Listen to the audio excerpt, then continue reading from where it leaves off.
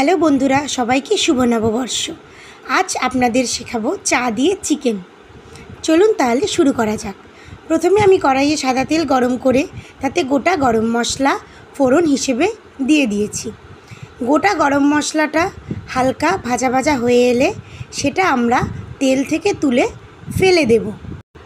এবার আমি কড়াইতে ফোড়ন দিলাম তেজপাতা আর গোটা জিরে।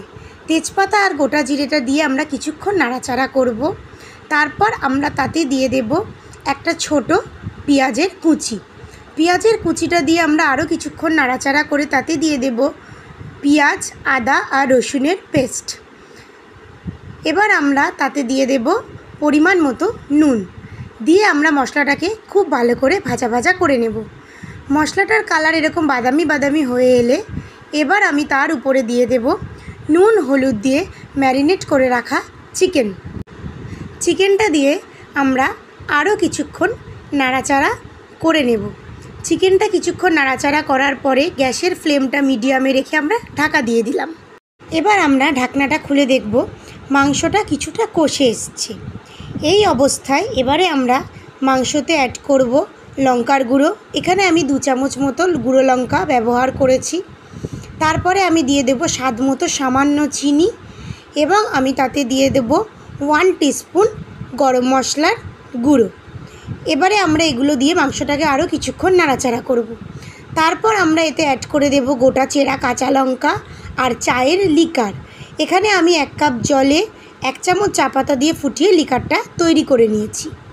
এবারে আমি মাংসটা আরও কিছুক্ষণ নাড়াচাড়া করব। এখন আমি গ্যাসের ফ্লেমটা হাইতেই রেখেছি। গ্যাসের ফ্লেমটা এবারে আমরা একটু কমিয়ে নেব। মিডিয়াম ফ্লেমে আমরা আঁচটা রেখেই খুব ভালো করে মাংসটা কষানোর জন্য নাড়াচাড়া করে নেব, যাতে মশলা থেকে কোনো কাঁচা গন্ধ না বেরোয়। আপনারা দেখতেই পাচ্ছেন কালারটা কীরকম একটা বাদামি বাদামি হয়ে এসছে। কালারটা এরকমই হবে, আর চায়ের লিকারটা আরেকটু বেশি দিলে কালারটা আরও ডার্ক হয়ে আসবে। এবারে দেখুন মাংসটা ফুটছে। এবারে আমরা তাতে দিয়ে দেব 1 কাপ মতো জল দিয়ে এবারে আমরা এটাকে ঢেকে দিলাম।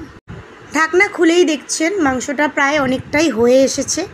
এবারে মাংসটা একটুখানি আঁচটা কমিয়ে আমরা ভাপে ভাপে সেদ্ধ করে নেওয়ার জন্য আরেকটু আমরা সময় দেব। মাংসটা প্রায় আমাদের একদমই রেডি। আমরা আরও কিছুক্ষণ নাড়াচাড়া করে এটাকে নামিয়ে সার্ভ করে নেব চা দিয়ে চিকেন। নববর্ষের দিনে এই নতুন রান্নাটা আপনারা সবাই ট্রাই করুন। যদি আপনাদের ভালো লাগে তাহলে লাইক করুন, সাবস্ক্রাইব করুন।